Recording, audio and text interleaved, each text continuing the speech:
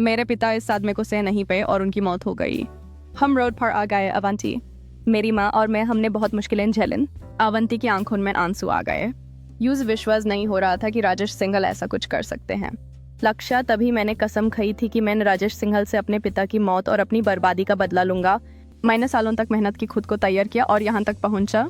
तुम्हारे पिता ने जो किया उसकी सजा उन्हें मिलनी ही थी। अवंती को लक्ष्य की कहानी सुनकर गहरा सदमा लगा। यूज समझ में आया कि लक्ष्य का दर्द कितना गहरा है। उसने लक्ष्य का हाथ पकड़ा। अवंती, मुझे अफसोस है लक्ष्य, मुझे ये सब नहीं पता था। लक्ष्य ने उसकी तरफ देखा। उसकी आंखों में न बदले की आग के साथ साथ एक अलग सी शांति भी थी। लक्ष्य की कहानी सुनने के बाद अवंती का नजरिया पूरी तरह बदल गया था। यूज अपने पिता के किए पर शर्मिंदगी थी और लक्ष्य के दर्द को समझकर उसके लिए हमदर्दी भी थी। उसने फैसला किया कि वो लक्ष्य के साथ खड़ी रहेगी, चाहे कुछ भी हो। अली सुबह अवंती ने लक्ष्य से बात की। अवंती, लक्ष्य, मैं तुम्हारे साथ हूँ। जो भी मेरे पिता ने किया वो गलत था। मैं चाहती हूँ कि उन्हें उनके किए की सजा मिले। लक्ष्य ने अवंती की तरफ देखा। उसकी आंखों में विश्वास था। लक्ष्य, मुझे पता है अवंती, ये तुम्हारे लिए मुश्किल है। अवंती, मुश्किल है लेकिन ये सच है। अब क्या होगा लक्ष्य? अब हमें आगे बढ़ना होगा। राजेश सिंघल के खिलाफ और भी सबूत हैं जो मैं सामने लाऊंगा। पुलिस को उनके सारे अवैध काम के बारे में पता चलना चाहिए। अवंती ने लक्ष्य का हाथ पकड़ा। अवंती, मैं तुम्हारी मदद करूंगी। जो भी हो, मैं तुम्हारे साथ हूँ। लक्ष्य के चेहरे पर एक मुस्कान आई। यूज अवंती का साथ मिलना बहुत जरूरी था। उसने अवंती को अपने प्लान के बारे में बताया। उन्होंने मिलकर राजेश सिंघल के खिलाफ और सबूत इकट्ठा करने का फैसला किया। अवंती ने अपने पिता के कुछ पुराने कागजात और फाइल्स देखना शुरू किया जिनमें यूज कुछ ऐसी जानकारी मिली जो राजेश सिंघल के अवैध लेनदेन को और भी मजबूत करती थी। लक्ष्य ने उन सबूतों को डीएसपी कपूर तक पहुंचाने का प्लान बनाया। अवंती और लक्ष्य ने मिलकर राजेश सिंघल के खिलाफ और भी सबूत इकट्ठा करना शुरू कर दिया। अवंती को अपने पिता के पुराने दफ्तर से कुछ ऐसी फाइल्स मिली जिनमें उनके गुप्त लेनदेन और बेनामी संपत्तियों का ब्यौरा था।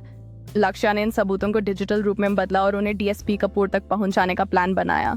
डीएसपी कपूर राजेश सिंघल के खिलाफ केस को मजबूत करने में लगे थे। उन्हें लक्ष्य द्वारा दिए गए सबूतों से बहुत मदद मिली थी, लेकिन राजेश सिंघल के बड़े कनेक्शंस थे और उनके वकील केस को कमजोर करने की पूरी कोशिश कर रहे थे। मीडिया में भी इस मामले को लेकर खूब चर्चा हो रही थी। लक्ष्य ने एक और चाल चली।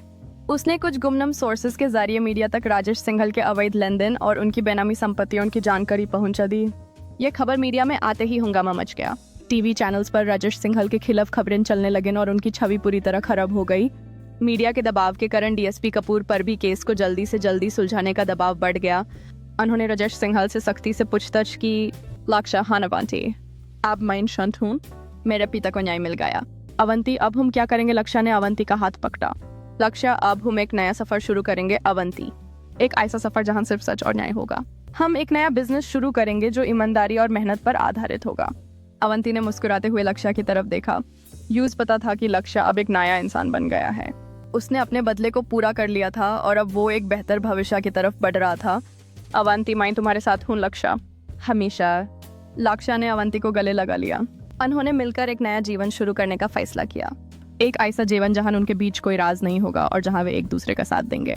छुपा हुआ बादशाह ने अपना बदला पूरा कर लिया था और अब वो एक नए रूप में सामने आया था, एक नए सफर का नया साथी।